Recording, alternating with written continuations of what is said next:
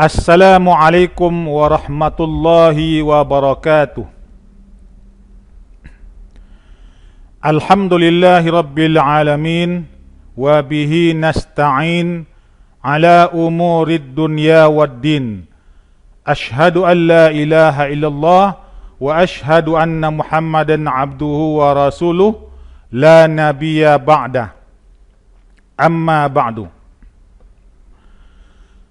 Kembali kita bertemu, siswa sekalian.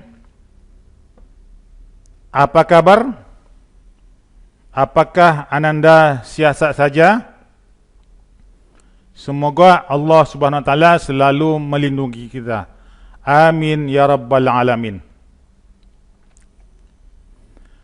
Pada pertemuan kali ini kita melanjutkan materi kita minggu lalu, yaitu ijtihad sebagai sumber hukum Islam yang ketiga.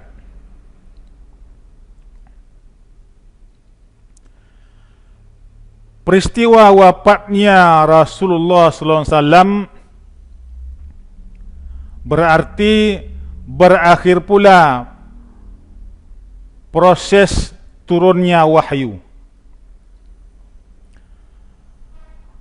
Al-Quran dan hadis tidak akan pernah berubah dan mengalami penambahan.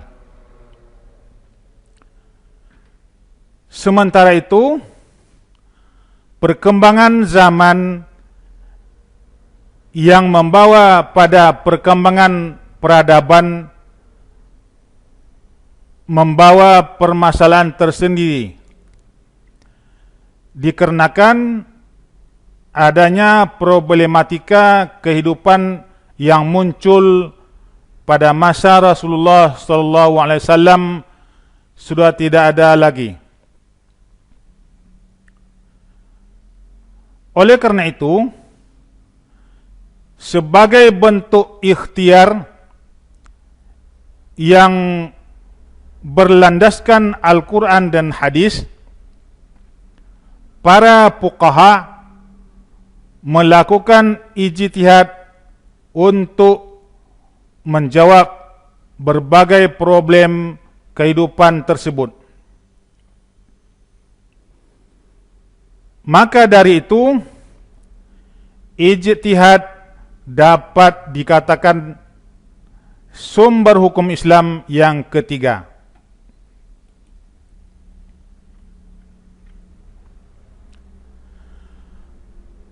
Pengertian ijtihad. Menurut bahasa, ijtihad memiliki akar kata yang sama dengan kata jihad, yaitu juhdun, yang berarti bersungguh-sungguh, dan jahdun yang berarti sulit.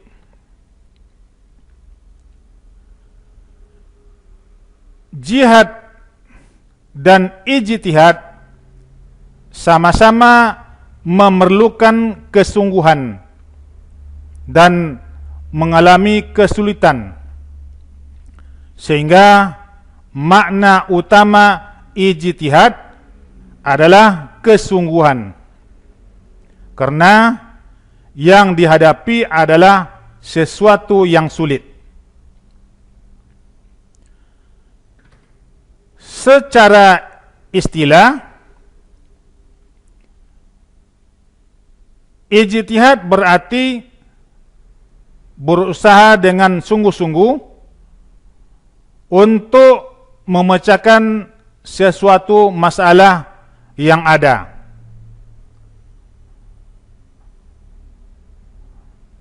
Saya ulangi,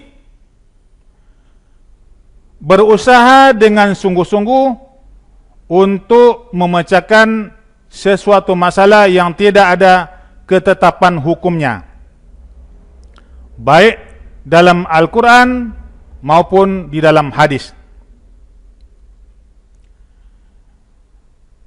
Ijtihad merupakan persoalan olah pikiran dalam rangka memahami teks Al-Quran dan hadis, atau mencari jalan keluar dari permasalahan hukum bagi suatu masalah yang tidak ditemukan jawabannya di dalam Al-Quran maupun di dalam hadis. Syarat-syarat untuk menjadi mujtahid. Mujtahid merupakan seseorang yang melakukan ijtihad,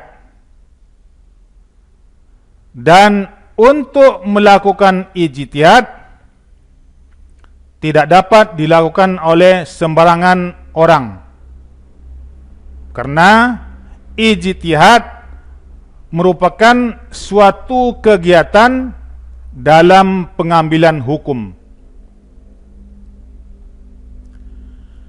Sebagian ulama menetapkan persyaratan untuk menjadi mujtahid.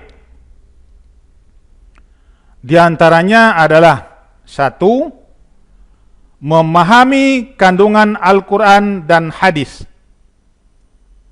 2. Memahami bahasa Arab dengan seluk-beluk ilmunya dan segala kelengkapannya.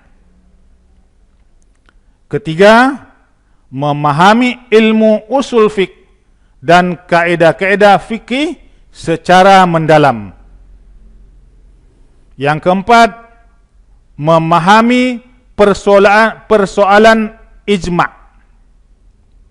Yang 5. Memiliki kecerdasan dan akhlakul karimah.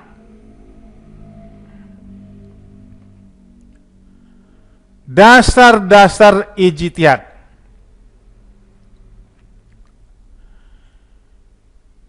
Ijtihad memiliki sandaran sebagai sumber hukum. Di antaranya Quran surat An-Nisa ayat 105. Bunyinya: A'udzubillahi minasyaitonirrajim. Bismillahirrahmanirrahim. Inna anzalna ilaikal kitaba bil haqqi litahkuma bainan nas bima arakallah wa la takul lil khainina khasima. Sungguh kami telah menurunkan kitab Al-Quran kepadamu Muhammad membawa kebenaran, agar engkau mengadili antara manusia dengan apa yang telah diajarkan Allah kepadamu, dan janganlah engkau menjadi penentang orang yang tidak bersalah karena membela orang yang berkhianat.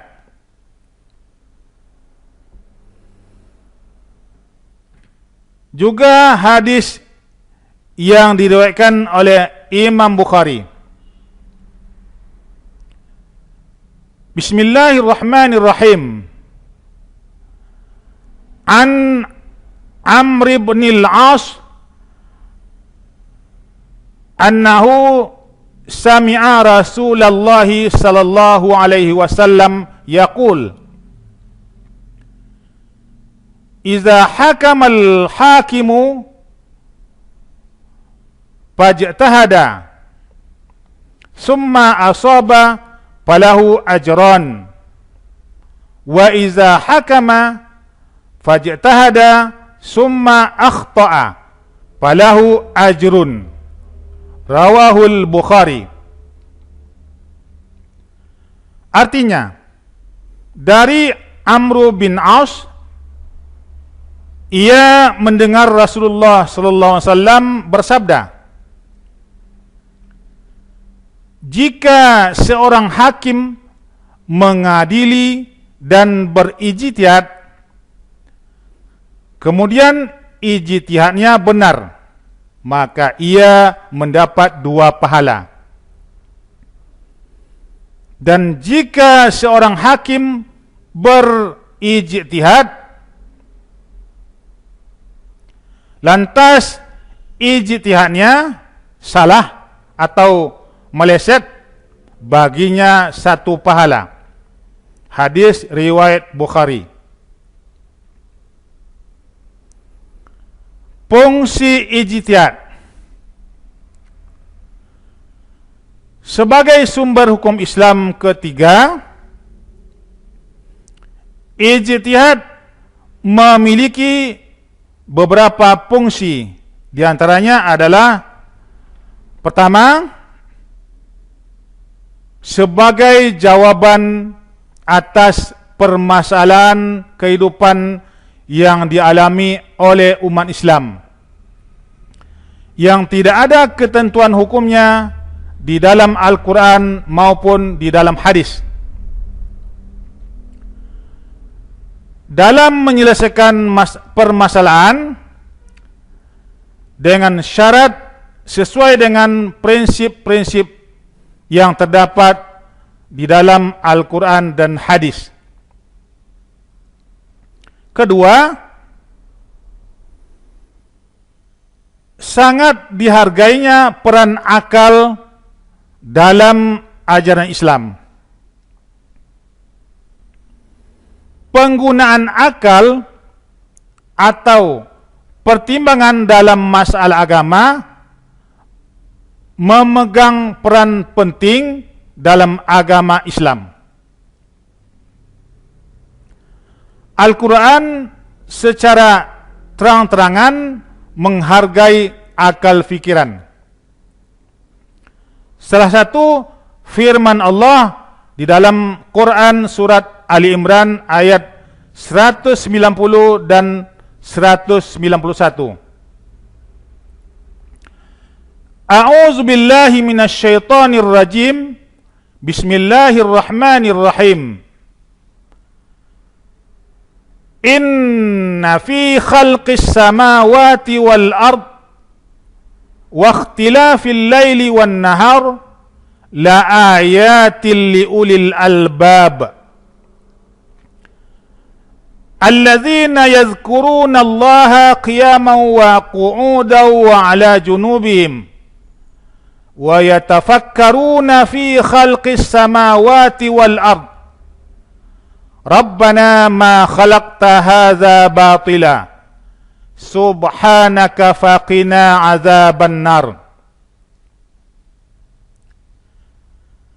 Sesungguhnya dalam penciptaan langit dan bumi dan pergantian malam dan siang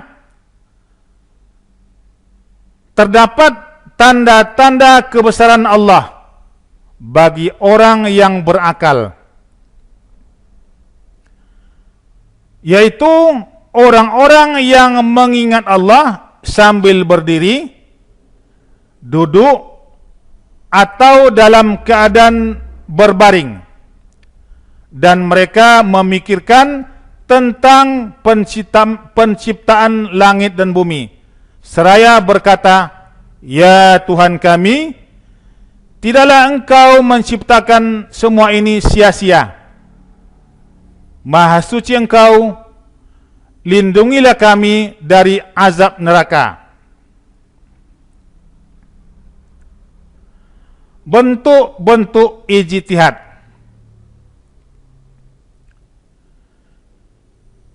Ijtihad merupakan proses dalam pengambilan hukum yang prosesnya dapat dilakukan dalam beberapa bentuk. Bentuk-bentuk ijtihad yang disepakati yaitu sebagai berikut. Pertama, ijma'. Ijma' menurut bahasa artinya sepakat, setuju, atau sependapat.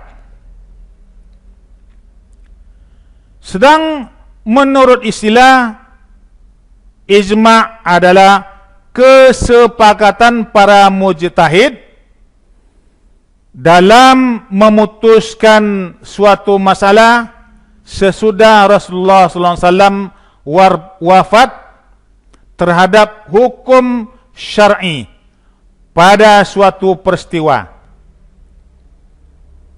Contoh, ketetapan hukum melalui ijma' diantaranya adalah mengumpulkan ayat-ayat Al-Quran yang masih terpisah, kemudian membukukannya sebagai mushaf.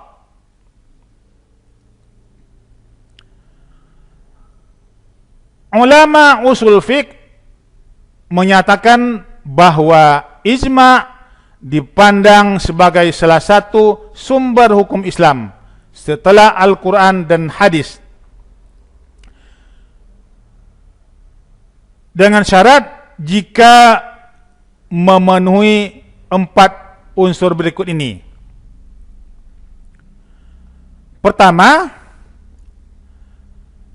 ada sejumlah mujtahid ketika ditetapkan hukum atas suatu kejadian. Kedua, kesepakatan mujtahid mengenai suatu masalah atau kejadian itu lahir tanpa memandang perbedaan kebangsaan atau kelompok. Ketiga, kesepakatan para mujtahid itu disertai dengan pendapat mereka masing-masing secara jelas tentang suatu kejadian, baik secara ucapan maupun dalam bentuk perbuatan. Setelah masing-masing mengemukakan pendapat, haruslah diambil kesepakatan secara kelompok. Dan keempat, kesepakatan semua mujtahid tersebut dapat diwujudkan dalam suatu hukum bila hanya sebagian besar yang berpendapat, maka ijma' itu tidak bisa diatasnamakan kesepakatan jumlah mayoritas. Yang kedua, qiyas. Qiyas menurut bahasa artinya mengukur, membandingkan, menimbang. Sedangkan menurut istilah, qiyas adalah menetapkan hukum atas suatu kejadian yang tidak ada dasar nasnya dengan cara membandingkan kepada suatu kejadian lain yang telah ditetapkan hukumnya berdasarkan nas, karena ada persamaan ilat antara kedua kejadian tersebut. Contoh yang pertama, mempersamakan hukuman, maksudnya mempersamakan hukum minuman keras yang tidak ada dalilnya dalam Al-Quran atau hadis, seperti tuak, sake, bir bintang, vodka, atau whisky dan lainnya dengan khamar. Sebab semua itu sama-sama memabukkan. Kedua, mempersamakan padi dengan gandum, karena sama-sama makanan pokok. Dan ketiga, mempersamakan kerbau dengan sapi, sebab di Arab tidak ada kerbau, dan lain sebagainya. Qiyas dapat dijadikan dasar hukum dalam semua bidang kecuali bidang akidah dan ibadah. Rukun qiyas ada 3 macam. Yang pertama, aslun, yaitu merupakan hukum pokok yang diambil persamaan atau sesuatu yang ada nas hukumnya. Kedua, far'un, yaitu merupakan hukum cabang yang dipersamakan atau sesuatu yang tidak ada nas hukumnya. Yang ketiga, illat, yaitu sifat yang menjadi dasar persamaan antara hukum cabang dengan hukum pokok. Berikutnya, hikmah menjadikan Al-Quran, Al-Hadis dan ijtihad sebagai sumber hukum Islam. Memilih Islam sebagai keyakinan mengandung konsekuensi, yaitu keharusan menjadikan Islam sebagai pedoman dalam menjalani aktivitas sehari-hari yang sumbernya adalah Al-Quran, Al-Hadis dan ijtihad. Ada beberapa hikmah menjadikan Al-Quran, Al-Hadis dan ijtihad sebagai sumber hukum Islam. Antara lain, pertama, tidak tersesat dalam berperilaku sesuai tuntunan agama Islam. Kedua, menjadikan diri sebagai orang yang taat beribadah dengan penuh ketulusan. Ketiga, terbiasa membaca dan mengkaji Al-Quran serta hadis. Keempat, selamat dari azab dan laknat Allah Subhanahu wa taala karena sudah mengikuti aturan-aturan yang sudah ditetapkan Allah Subhanahu wa taala dan Rasulnya. Kelima, memperoleh kebahagiaan hidup di dunia karena sudah mengikuti aturan-aturan yang sudah ditetapkan oleh Allah Subhanahu wa taala dan Rasulnya, dan tentunya juga memperoleh kebahagiaan di akhirat. Dan yang keenam, terwujudnya perilaku akhlakul karimah dalam kehidupan bermasyarakat. Khulasah atau simpulan. Pertama, sumber hukum Islam adalah rujukan untuk mengambil keputusan dalam menghukumi suatu perbuatan dengan cara yang dibenarkan syariat Islam. Kedua, sumber hukum Islam yang disepakati sebagian ulama ada 4, yaitu Al-Quran, Al-Hadis, Ijma' dan Qiyas. Ketiga, Al-Quran secara bahasa berasal dari kata qara'a, berarti bacaan atau dibaca. Secara istilah, Al-Quran merupakan firman Allah Subhanahu wa taala yang merupakan mukjizat yang diwahyukan kepada baginda Nabi Muhammad sallallahu alaihi wasallam melalui perantaraan malaikat Jibril yang diriwayatkan dengan cara mutawatir. Al-Quran merupakan sumber hukum Islam pertama dan utama dalam menghukumi persoalan dalam kehidupan. Yang keempat,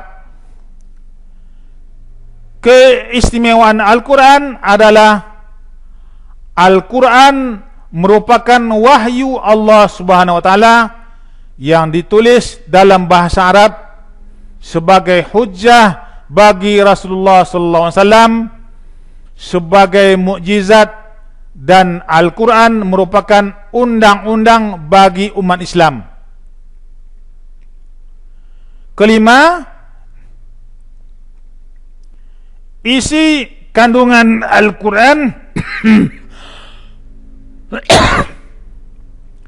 meliputi permasalahan tauhid, ibadah, janji dan ancaman, jalan untuk memperoleh kebahagiaan, serta kisah-kisah masa lalu. Sementara itu, azas Al-Quran dalam menetapkan hukum pada prinsipnya menghilangkan kesempitan dan kesulitan. Sedikit pembebanan pada umat, dan ketika menetapkan hukum sikapnya bertahap dan berangsur-angsur. Keenam, macam-macam hukum yang dibahas dalam Al-Quran meliputi ahkam i'tiqadiyah, yaitu hukum terkait dengan masalah keimanan.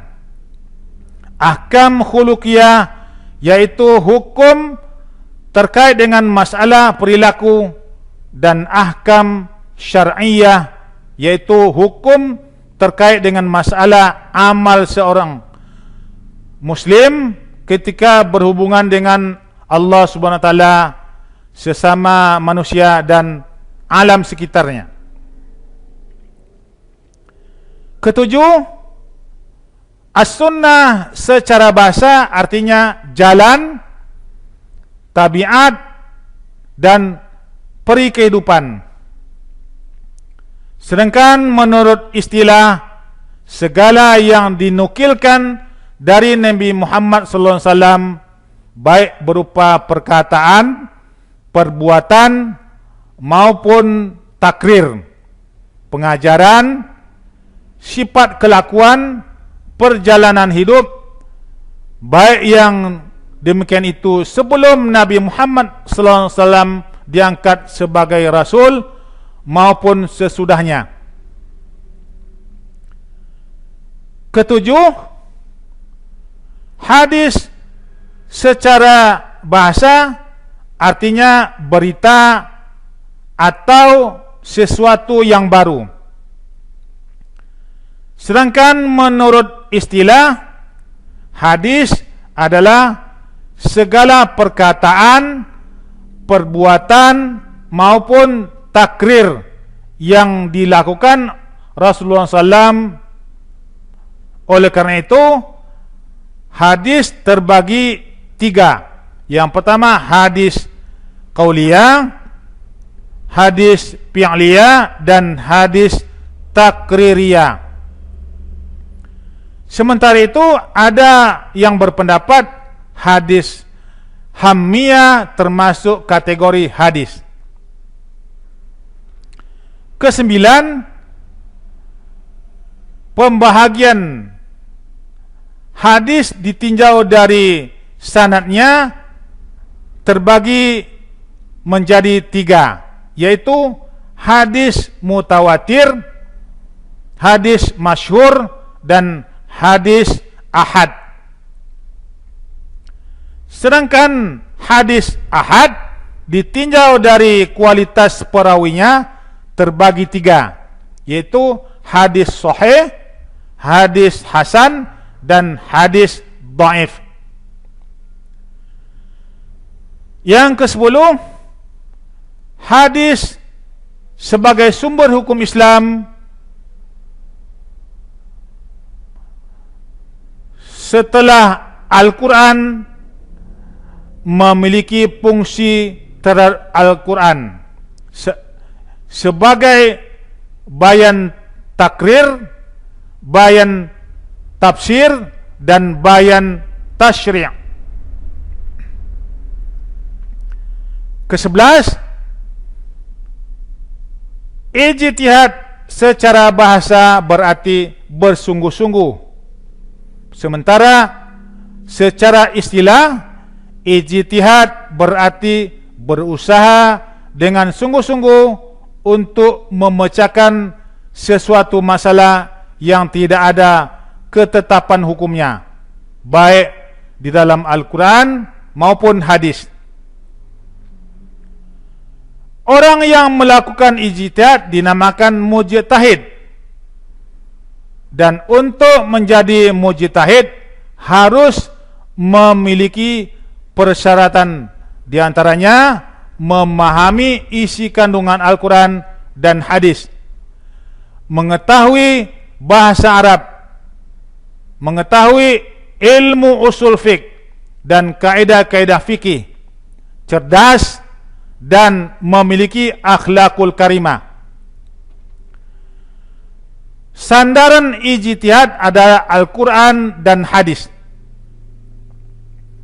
Fungsi ijtihad itu sendiri adalah sebagai jawaban atas permasalahan yang tidak ada dasar hukumnya dalam Al-Quran dan hadis, dan sebagai penghargaan kepada akal yang dianugerahkan Allah SWT untuk hambanya. Ke-12, bentuk-bentuk ijtihad yang disepakati para ulama ada dua, yaitu pertama ijma', yang kedua qiyas.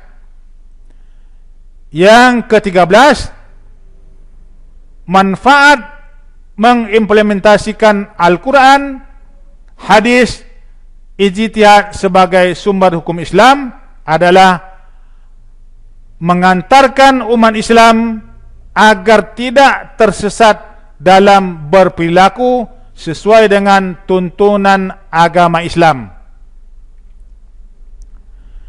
Sampai di sini dulu materi kita, lain kali kita sambung insyaallah. Sebelum kita tutup, mari kita akhiri dengan doa akhir majlis. Subhanakallahumma wa bihamdika asyhadu an la ilaha illa anta astaghfiruka wa atubu ilaik. Terima kasih atas perhatiannya. Jazakumullahu khairan katsira, wabillahi taufik wal hidayah. Wassalamualaikum warahmatullahi wabarakatuh.